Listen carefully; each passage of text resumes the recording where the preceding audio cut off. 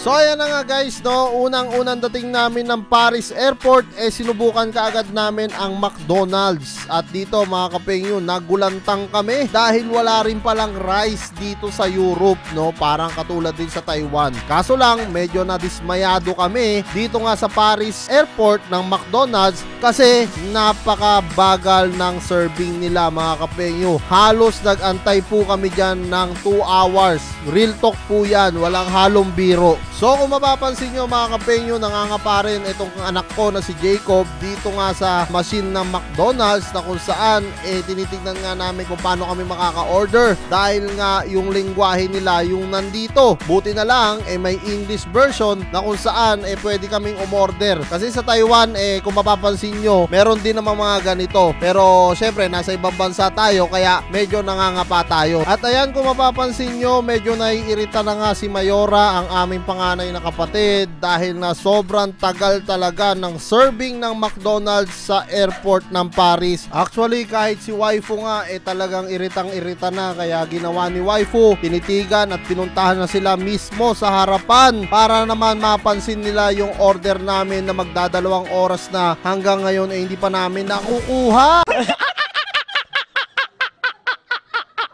At pagkatapos ng mahabang pag-aantay sa aming order nga sa McDonald's dito sa Paris, ayan, nakalabas na rin kami sa wakas. Ayan, kita nyo naman, masaya ang family na nakatungtong na nga kami sa aming pinapangarap-pangarap na Europe tour mga kapengyo, no? Sadyang pinaghandaan talaga namin yan mga kapengyo, at talagang matagal namin iniipon ni waifu para lang na makapunta at makapasyal naman ng Europe. At sa wakas, dumating na rin yung aming inaantay-antay na magtutur service nga sa amin mga kapengyo na si Ken, at talagang all goods yan si Ken, no? Actually yung dalawang gwardiya na yan naka-orange talagang nagpapatawa pa nga dyan kasi yung una na babae sobrang suplada niya, at yung lalaki talagang grabe kung magpatawa sa amin, no? Sobra talagang na-enjoy namin. Isipin nyo, first time may nakilala ka agad kami dyan sa airport, kaya kung mapapansin nyo, tawa kami ng tawa dahil nga niloloko nila kami. Kita nyo yung babae naka-orange,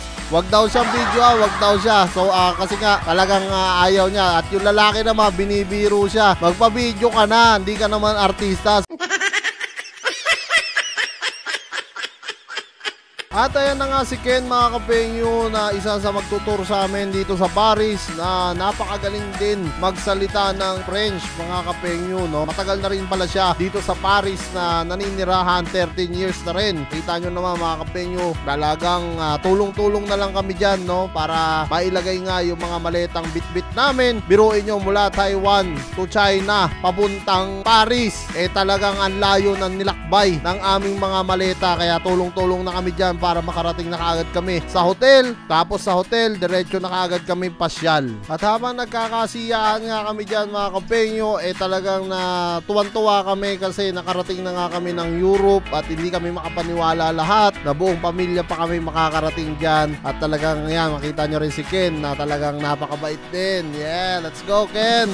At habang binabaybay nga namin ang airport patungo sa aming hotel, nakita natin yung mga sikat, no, na mga hotel dito, katulad ng Sheraton mga kapengyo, na sikat buong mundo. At ganun na rin yung Carrefour mga kapengyo, na kung saan kahit sa Taiwan meron din. Pero alam nyo ba mga kapengyo, na sa Paris pala talaga nagsimula ang Carrefour, no? So ang original talaga is from Paris. Tapos napansin ko rin sa kanilang mga kalsada maraming mga vandalism. Yun pala, sabi sa amin ni Ken, ano na pala yan sa kanila, isang art na yan sa Europe mga kapengyo, na kung saan kahit saan ka mapunta marami kang makikita mga vandalism dyan. Pinapayagan yan ng kanilang gobyerno. At makikita nyo rin yung kahabaan ng kanilang airport. Nakita nyo naman, Terminal 1, Terminal 2, Terminal 3, hanggang ABC yan mga kapengyo. Napakahaba ng kanilang airport, at iba-iba pang lugar, at ang lalaki kada isang letra. At finally, nakarating na rin kami sa aming hotel. Yan ang Royal Hotel mga kapengyo. Malapit lang dito sa lahat ng pasyalan yan sa Paris. Ito ang city tour na gagawin namin ngayong araw. Papasok lang kami dyan para magpalit ng damit at ayusin ang mga gamit-gamit namin dahil sobrang haggard na kami at konting retouch mga kapengyo. Para na rin syempre paglabas namin talagang aura ng aurahan ka agad. Yan, lalong-lalo na yung mga kasama nating girls. A few moments later. Kita nyo naman yung hotel na napuntahan namin, classic na classic mga kapengyo. At ayan, palabas na nga kami ulit, diretso alis na. Tapos na kami mag-retouch lahat mga kapengyo. At ayan, si Ken handang-handa na para ipasyal nga kami papuntang Eiffel Tower at city tour dito sa France mga kapengyo. Talagang iikutin namin to at susulitin namin kahit na pagod